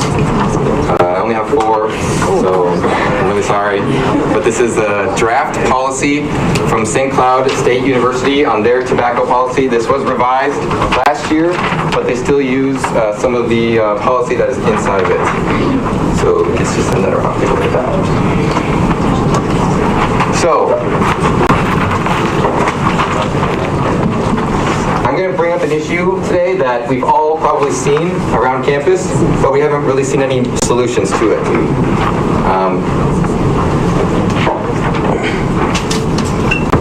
So, does anybody know where this is? Yeah. This is right behind. This is right behind the Armstrong Hall, kind of by the dumpsters, right? Not Armstrong Hall, it's Francis. Or by? No, it's behind Armstrong. It's behind the automotive garage. Kind of behind the automotive garage. Anyway, this seems to be the #1 spot for students to smoke on campus, which we see here as a lot of cigarette butts are around. Right there, also there, and there's clearly a sign right there that says smoking is prohibited on campus. So my kind of idea or thing about this is that tobacco has been around for centuries, right? Human culture. It's not just Mankato, it's not just Minnesota, it's not just the United States. Human culture, it's been around for centuries. And we can't just ignore the fact that people do it, right? So a solution is to just accommodate for them. That's what I'm kind of bringing up today. I had a meeting with the St. Cloud State University Assistant Vice President for Safety and Risk Management, Jesse Cashman, as you can see, and he pointed out some policies that they have, which they consider their campus to be tobacco-free, but they do allow certain sections on campus where they do accommodate for tobacco users by putting ashtrays around, so stuff like this in the pictures that you say doesn't happen, or that you see didn't happen. So I have some notes that I took. So they accommodate for students who choose to use tobacco products by providing ashtrays in locations where students choose to congregate. So that means where students choose to use them the most. St. Cloud also accommodates in areas that the city does not. An example that Jesse Cashman gave to me was the park located across from campus that students use a lot, but the city doesn't provide any ashtrays there for cigarette butts or any other tobacco products. Students, faculty, and staff are using these locations around their campus. He's pointed out to me. And the reasons why they do this is not because they encourage smoking at all. It's because they're realizing that there's an issue, that people do use it, and they can't stop people from doing it 100%, so they're just accommodating for what's going on. They're seeing the problem and getting a solution for that. So what these ashtrays do around campus is make sure the property stays clean. So people actually have a place to put their cigarette butts or any other tobacco products that may cause the campus to look less clean. It avoids any hazards that may result. When people throw them on the ground or in the dumpster, as you saw, they could start a fire. Also for wildlife, could think that they are food, choke and die on them. And I don't think we want to be responsible for any of that. The only backlash that he said, that Jesse told me for implementing these types of policies were not accommodating in places that needed to be accommodated for. So if people are mainly smoking over here or using pet products over here, students will encourage the university to accommodate for that area by putting, an ashtray there or anything else. St. Cloud understands that students will use tobacco products, and it's better to accommodate rather than to try to stop it completely, which is what we are doing. We don't provide anything ashtray-wise or to accommodate for what they're doing. I'm not encouraging tobacco use at all. I'm just seeing a problem that we can easily fix with little funds, is what I'm trying to get at. Another thing that I want to point out is that we have, students here have 10 free counseling services, right? So if we did implement some ashtrays where these students congregate to use these tobacco products, we could even advertise in these areas that, hey, students have 10 free counseling services. Why not, if you know that it's bad for you and you want to quit but don't know where to start, this would be a great place to start for students who recognize that it is bad for them but just can't find the courage or the motivation to actually begin the process of quitting. So with that being said, I will stand for questions. Senator David? Oh, it's nice. Okay, so question, so what are you proposing? That that we create these designated areas, or we give them free counseling, or? Well, we already do give them free 10. No, I know that. Okay. I just lost you. So I'm proposing that, yeah, we do accommodate for what's going on. We see that our policy that's implemented right now is not working because people are still using tobacco products on campus in heavy amounts, as we saw in the pictures. So I'm suggesting that we recognize the spots where students are congregating around campus, and we provide, ashtrays or whatever, those stand-up ones are connected to garbage cans, those types, so that we can avoid our campus looking less clean. We can avoid the hazardous issues that may occur due to us not having that. So yeah, I'm just proposing that we should accommodate somehow by putting ashtrays in certain areas around campus where they are most typically smoking or using tobacco products. Okay, so second question to have you thought about, so we are tobacco-free campus. We thought about actually implementing that, and if people are smoking on campus, there should be something like, Right. I mean, we get fines if our car is in the wrong spot, but exactly, yep. We don't get anything if people are, for secondhand smoking and all of that. Because personally, I'm very against smoking, but that's just my personal opinion. Right. And I don't appreciate walking by and just the secondhand smoking when I smell it. It's not something I want to have in my campus. Right. So have you thought about people having the policies that we currently have actually being implemented instead of accommodating those? Yeah, that's also another issue, another way of handling it. So St. Cloud does actually have that. So in places where if students are smoking in places where they're not supposed to be, they'll actually give them a warning and then like a conduct meeting, and then the third, I don't remember what the third is, but it's something, more than, they actually do take initiative in stopping it where it's not supposed to happen. But it will continue to happen. I mean, I've seen it at the library. I've seen our staff and faculty smoking on campus in the front of the CSU where the buses go. I've seen a bunch on the ground there. I mean, we can easily accommodate for this, and I think it should be implemented. I haven't really talked to anybody about it yet, about the process of implementing it, but I'm just bringing up the idea right now. Senator Johnson?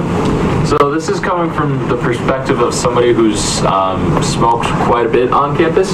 I'm actually wholly entirely in favor of this idea, because not only will it provide ways that we can properly dispose of cigarette butts and other smoking materials, but also if you do advertise the sort of counseling sessions and alternative services that can help people to quit smoking, that's actually going to be more constructive, because even though we still would run the risk of secondhand smoke, we would eventually have less people smoking because we'd be able to treat the causes of it, which for most college students it's stress. So if you're able to channel the stress through a better and more constructive means, you're less apt to smoke.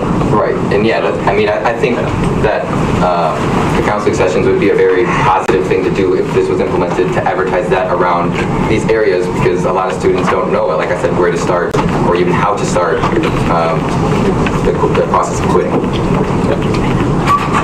Senator Vega? Thank you, Mr. Speaker. This is mostly like a point of clarification.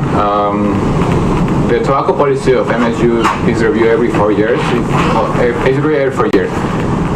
It was reviewed last year with the previous Senate, and these designated smoking areas did come up, and there's actually 2 designated smoking areas on campus, which one is in front of the dorms by that church, and the other one is in the parking lot. The Student Health Service also offers nicotine replacements and programs with like smoking. The problem with the smoking with the tobacco policy of MSU came from lack of enforcement. So there was no real enforcement of that policy. That's something that was reviewed last year too, and it did come up at the beginning of last semester because MSU got kicked out of the tobacco. It got kicked out of like some list of like colleges that fight against tobacco. So, well, that's just like a point of clarification. So some of these things like are already in place, and yes. I have a question. So you said that this was brought up in areas of places, 2 places you said that are around.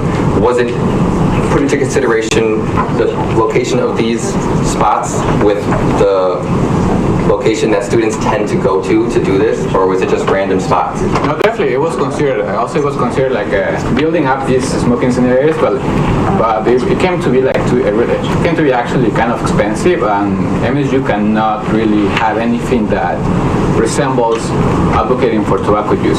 So even these buckets that they used to put in these areas where students got to smoke, like by the CSU or like behind Nelson Hall by Armstrong, they took them away because that's why they got kicked out of that list, because they had these buckets, and the inspector came to see that they were promoting smoking with these buckets. So yeah, that's like it's something that should be done regarding on the tobacco policy is enforcement. That's just my suggestion. I think there's an argument to be made that having those buckets or those kind of resemble ashtrays is not in any way promoting the use of smoking. It's more just accommodating for what we can recognize is what's going on, that we can't really stop. I definitely agree with you. Like I also propose like with these smoking scenario areas, but yeah, it's just kind of sticks with that. Thank you. You have a long list. Senator Good. Alright, yield to question. Okay. Alright, so my comment is I think it's a really good idea. Personally, I've been in a couple of these spots, and the biggest issue right now is not that it's not being enforced, it's the fact that it's student enforced. I don't think people know that. That it's actually written down that if a student tells you stop smoking, you're accordingly supposed to stop. Like if a teacher tells you, technically that doesn't, or a faculty tells you, that's different. That's just how the enforcement goes now. So when you walk by someone and they smoke and you don't like it, tell them. I'm just gonna tell you that now. The other thing is too, is that what I would recommend, I know there's been talk of like buckets and stuff like that. I'd recommend smokestacks or extinguishers. They're the long tunnel that goes down. Yeah, I didn't have to work for that, but yeah. Yeah, they're called a couple different things, but those are pretty cheap. And then Student Health Services has been looking at this for the last few years.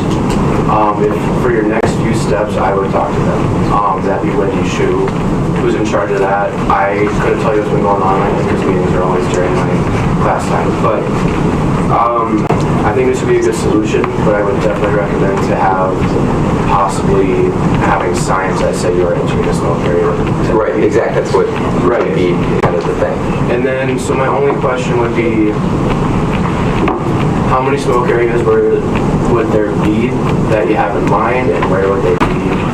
So, yeah, so depending on, obviously our campus is pretty small compared to other universities, so we wouldn't have to have a lot, because it doesn't take that long for one person to get one side campus to the other. I haven't thought about the numbers exactly. I'm guessing just a ballpark here, 2 to 3 maybe areas around campus. As for, sorry, what was the second part of your question? I got the second part there. I think that was okay. All right, thanks. Otherwise, yeah, I would say outside of like the res buildings, like each one, those are pretty popular. Yeah. Whenever, and then the area you brought up, so in front of the library. And the library also. President Abdulaziz. So I have a question and then maybe a comment or a question. Okay. So the first question is, do you think, I understand, I completely get accommodating for students and specifically like habits on campus, but do you think since this is a system-wide policy that yes, accommodating to it, but also specifically giving them a place to congregate directly violates system policy? And just like, I just want to know what your opinion was on that. Yeah, so I realize that the policy would not allow for that, but I personally, I do think that, I mean, from the picture shown, we could easily stop all this issue right here, just from putting a simple stand, as Griffin said the word, I forgot the word, ashtray right here in one of these spots, and I think it would effectively reduce the number of buds that are just laying on the ground. As for the policy, I do think that we could argue that we're not violating it by accommodating, is what I think you're trying to say. No, I mean like they'll still be smoking, so it's still a violation. Right. St. Cloud University does have their campus recognized as a tobacco-free campus, but they do have spots on campus where the university does pay for these ashtrays to accommodate for students. So I haven't really looked into it that deep. I haven't really put that much thought into it, but I'm just following what St. Cloud has done and is doing to accommodate for this, and I think that we can do the same thing. Okay, so my comment. So my comment just said this is I truly 100% understand, and I really think that's great that you're looking for other ways to specifically accommodate for this on campus. I do think this one is a bigger conversation to be had with a lot of different people at the table, as well as bringing it up when we do policy reviews for the university, just seeing what they can do. But overall, looking at the bigger picture of this would be a system-wide thing, because one university, well, one, they can't have a policy contradicting the policy, but two, it's a much bigger conversation to be had at a system level in order to be like impacted on different individual campuses. But I do know that as it stands, the policy, there's a no tobacco on campus policy, but I do appreciate looking for the resources, but I really do think the source of the problem is the smoking on campus. Like in terms of the bud, like those can be cleaned up. Right, we got to pay someone to do that. That's true, but I do think we, in terms of what we should be focusing on, is how we can maybe get it further away from campus, or just specifically finding other ways to. I know we can't find in terms of finding people in violation of it because it's policy to find them, but I think just finding different alternative ways to reduce that on campus should be a road to go. I would say that we're getting pretty saturated on the conversation that we're having, and we're getting a little bit circular. So I do have several people. I have 6 people who still want to speak, but I would please ask that you just talk to Senator Frayne afterwards. This maybe could be something that you can get together and do. I don't think this is a conversation we need to have for the large group. Does anybody have a major problem with that? I'm just saying, like, meet with them after this meeting, and then if you need to, we can bring it back up a second time. However, at this time, we're kind of saturated with the conversation. Are there any major problems with that? Thank you very much for your Senate report, Senator Frayne. Thank you. Everyone else sit.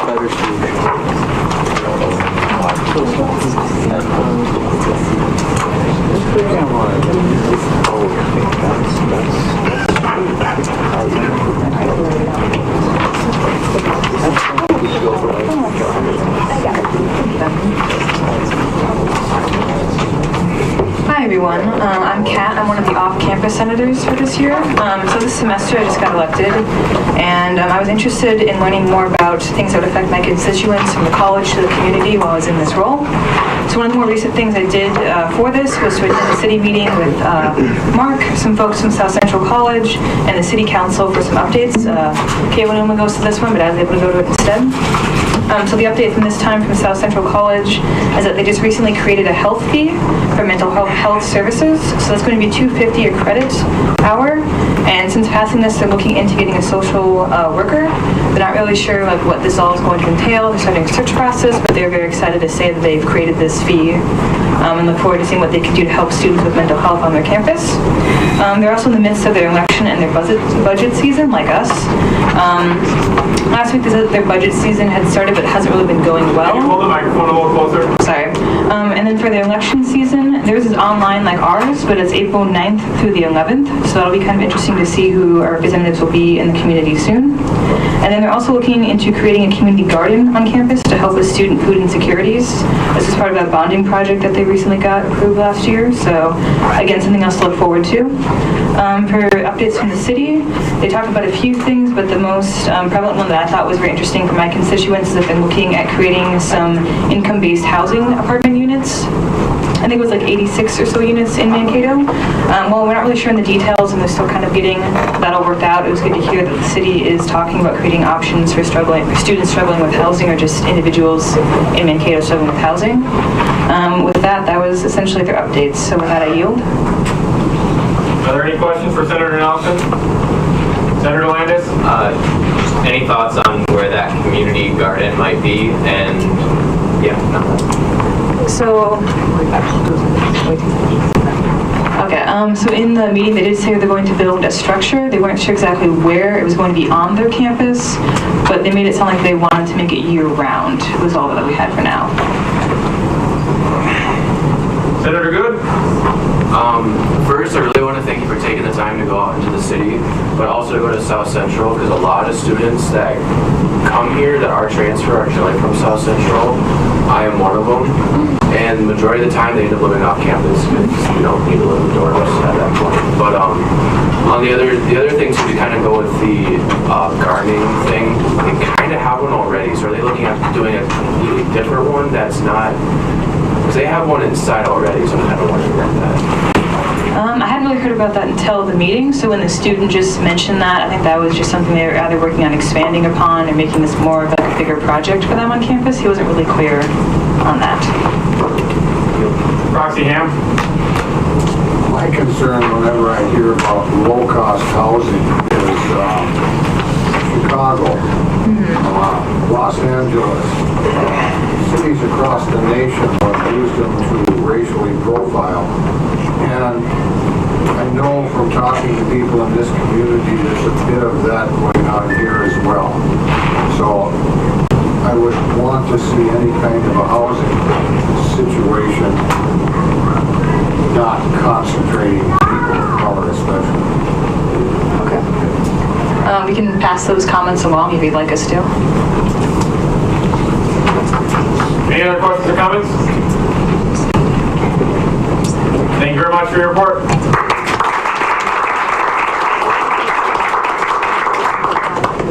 All right, we made it through Senator reports. Good job. Moving into new business. So remember what we passed out before? On the top of it, it says Constitution Commission recommendation. This is our item of new business today. Please take a moment real quick to review it. And I'm going to really quick discuss. So we met and we decided that this is what we wanted, what's crossed out, or that's not the deleted side, but we had a motion 2 weeks ago. Yeah, we had a motion 2 weeks ago. This got sent over to the Constitution Commission. They reviewed it. This is how it would say, this is how it would be verbatim in our bylaws. So how it would be put into the bylaws. We are not allowed to amend this, so we can either pass it or not, we can either accept it or not accept it. If it doesn't get accepted, we could give comments and see if they'll reconvene, but otherwise it's a pass or no pass. I'm going to give you just a little bit real quick, let's just all take a second, go ahead and review it. Got about 30 seconds. All right, 1 minute.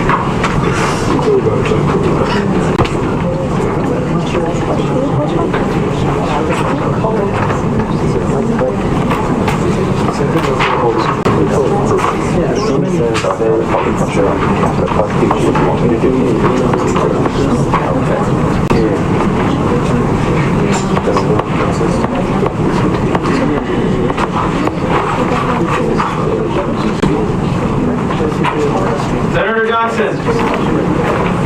Move to cap speakers list at 5 speakers.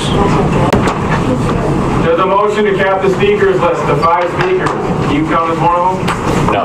All right, is there a second for that? Second. Is there any dissent to only having 5 people talk on this?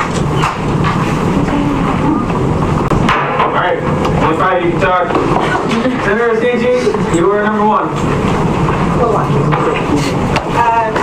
I really like this. My only issue with this is that the senators and the president, vice president, and speaker have to have at least one time president time, but then like our duties are different. So is there a chance we can amend this to say something that the president, vice president, and speaker have to have more than one, because we don't have the same duties as the vice president and the president, and the president and the vice president need to be there more consistent for students to be able to see them. So I don't think it's like fairly written, then yeah, they have that 10 hours per week, but I feel like at least more than 1 hour should be consistent time so people will know that they're going to be there. So I don't know who this is going to be going to, but. Yeah, basically what I'm saying is add at least 2 or 3 to the, so where it says a minimum of 1 hour has to have a consistent time and location throughout the semester. So I kind of amending to change it to 3 hours of consistent time per president, vice president, and speaker, instead of having 1 hour since our duties are different. Like people need to see you more than they need to see me. Is there anybody on the Constitution Commission who would like to speak to this? I won't count this as a speaker. Go ahead, Senator Ramsey. Okay, so as far as like you had said, that would have to just fail it. You can't amend it, so we would have to fail it and go back. And why we didn't do that did come up in conversation, is our job as the Constitution Commission for this is to take what you gave us and rewrite it. So that's kind of stuff you will have to. I'm going to yield to Griffin at the end of this if he has something to say. That's something that has to be figured out before it comes to us in the first place, because our job is just to take what you gave us and make it into something. So, and I yield to Griffin. Additional to that, it's a minimum. You can put as many office hours as you want. It's just required to do at least 1. So if you know Abdul wanted to put all 10 of his office hours and list it, you can. But it's required to do 1 because that's like the bare minimum and that's what passed. But anybody's welcome to do more than that. Would that be Still your floor, technically. Call the question. Can't do it until yours, which is next. So we are basically holding the senators and the cabinet in the same level of, even though we do have totally different duties, and senators are not supposed to have as much duties as the president and vice president. So basically this is making us all the same, even though we don't have the same duties.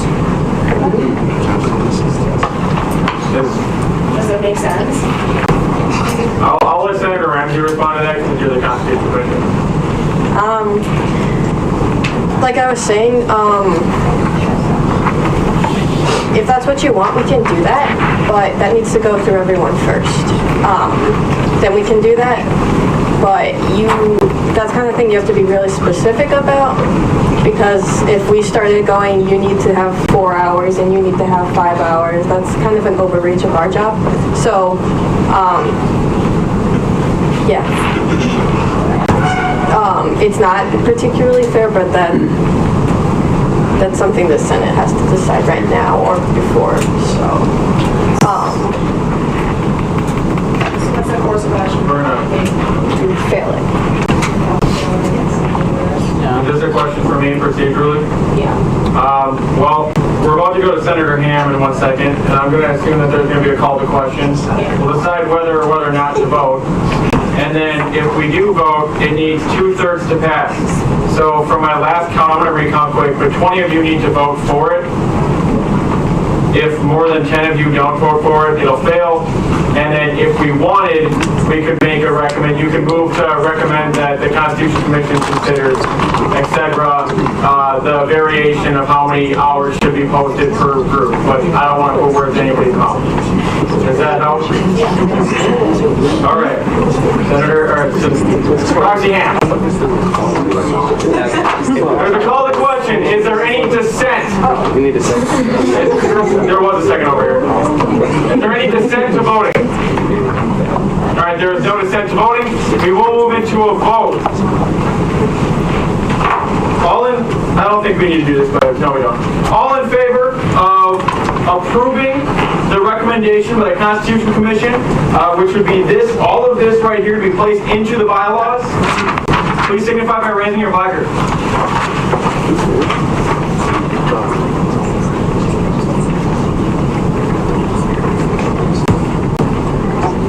Opposed?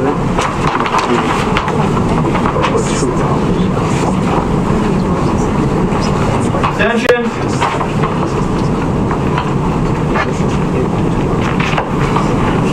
Passes 28-0.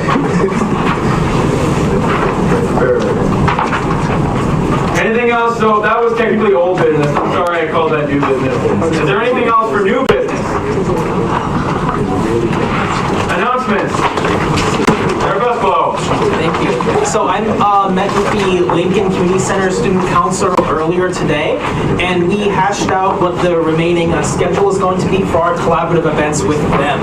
On April 11th, which is next Wednesday, we're going to be having a talent show from 12 till 1 to 3, depending on how many entrants we have into the talent show. I know there are some international students from our campus that have already volunteered. They're going to be doing like a little fashion show thing. I think we have the MSU choir that's going to do an event there as well. If you're interested, please let me know. We need your name, your talent, and approximately how long your talent will take. You can also jump in on the current fashion show event that we have running with that. We are needing some more folks for that. It's going to be really laid back. It's just really something that'll be fun to do. It'll be a great way to sort of relax after our election season ends. So that'll be going on April 11th, which again is Wednesday of next week. We are also doing a collaborative trip to the Minnesota Zoo. That'll be on April 24th. The price per student will be $12 if we get all registered ahead of time. We could probably knock that down a little bit more. I'm talking to the chair of the diversity committee who I'm working with to see about maybe like subsidizing that somewhat. And other than that, we have a blood drive through the American Red Cross that'll be happening on April 16th. It's a lot. I'll be sending out an email to the diversity committee, and we'll probably send one to the senators as well with those events. And yeah, let me know if you're interested in participating. I'm very excited to get it going. So yeah, I yield. I have some not very colorful things to call items, and I just have to pay. So feel free to grab first come, first serve, and anything else that is the office. Highlighters, chapsters, and let them know. Senator Cronin.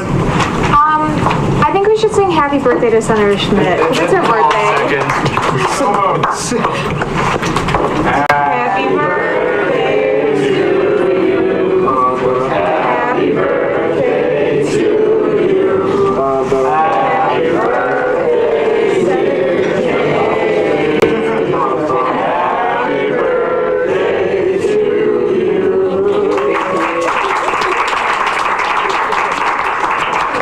Senator Warner. Okay, so you all got an email from Amber asking you to sign up for Relay for Life, which is April 13th. So if you don't know what Relay for Life is, it's not a race, despite what it kind of sounds like. Basically, there are games throughout the night. There are teams, which I have signed MSSA up as a team, so you guys should sign up.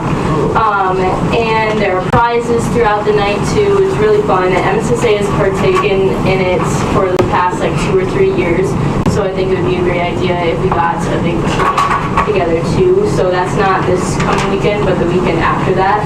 And it's from 6 p.m. to 2 a.m. And the reason that it's that long is because the whole concept is cancer never sleeps, so neither should we. And it used to be 12 hours, so they shortened it, so it's, But, so if you want to sign up, go to that email that Amber sent and go to the sign up for my team, which is the one I created, and then you can sign up. All the money that you raise towards it goes towards the American Cancer Society, and you can share it on Facebook to raise money for that. I think there is a registration fee cost, but that cost goes towards your donation total. That makes sense. So sign up for that. If you have any questions, ask me. Senator Good. Maverick Adventures last meeting is April 17th at 4 p.m. I am getting tacos and making you guys get come. Because every time we have one, I see you guys in the office and I don't see you in that conference room. I will have tacos, get a taco, sit down. Oh boy. If you can. April 17th, 4 p.m. The MSSA conference room.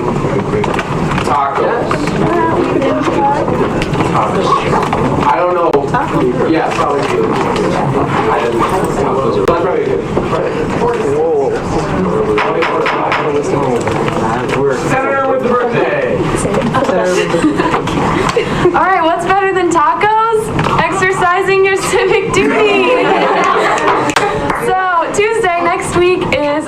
Day, so please be telling everyone to vote. We're gonna have polling stations in the CSU, Myers Fieldhouse, and the Dining Center. So telling people to vote isn't campaigning, so you should do it.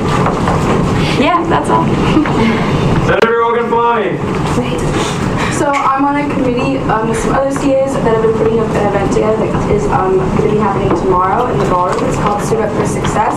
It's pretty much like just a reality versus to be cautioned, right? Sometimes we cry in our room because life is hard. Sometimes we don't go to class. Sometimes we feel like we're at the end of the world.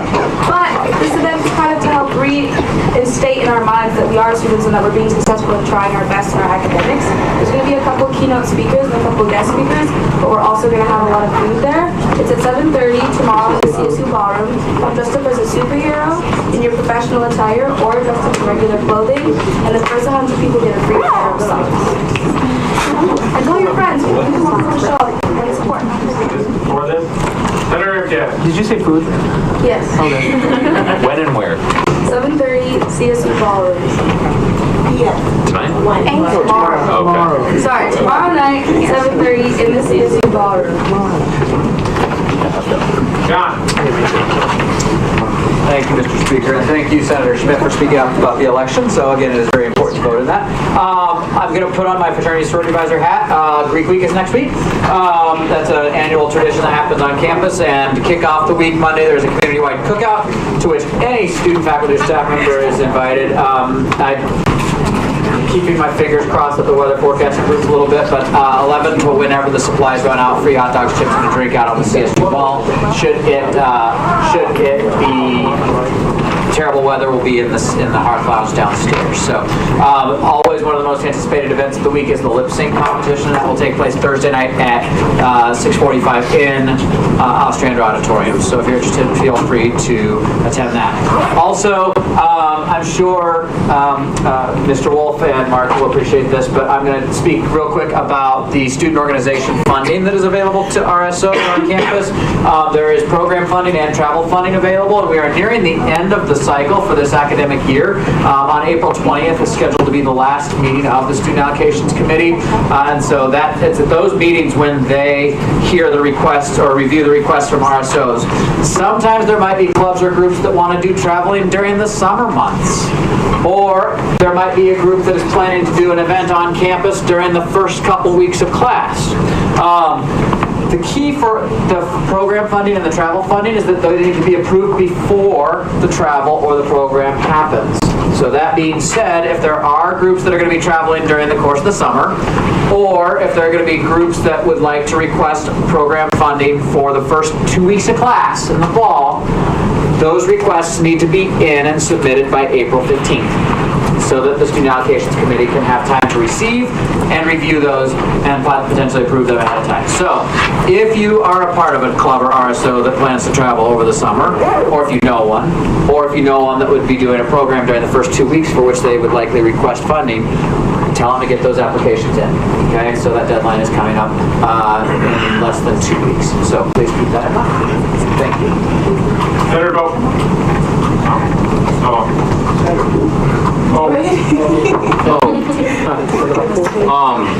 So speaking of Tuesday,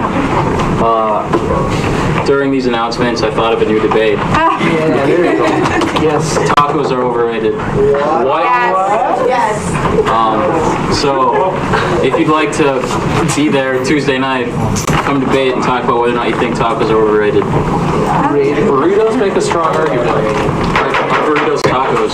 Senator Friend. Just want to let you guys know on April 17th, Big Ideas Challenge is hosting its final round. I'm a finalist. Come out and support and you'll see me present. Senator Yes. Hey, it's a question for John. I'm going to ask him later. Sorry. All right. Anything else?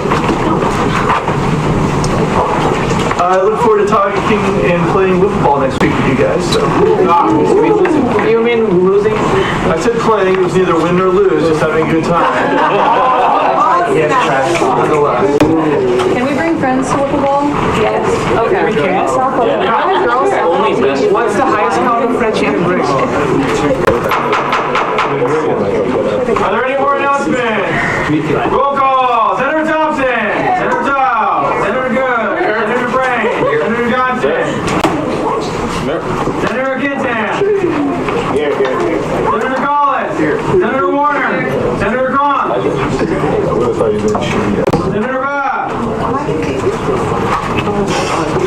Schma. Here. Senator Ball. Oh, right here. Oh my goodness. Sorry. Senator Veslow. It's there. Somewhere.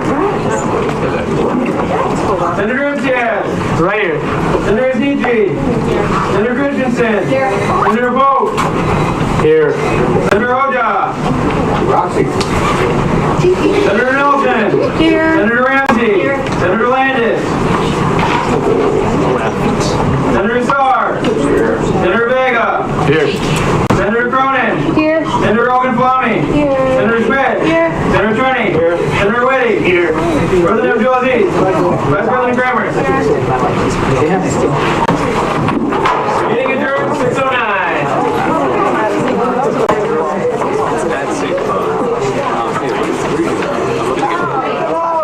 Let it go.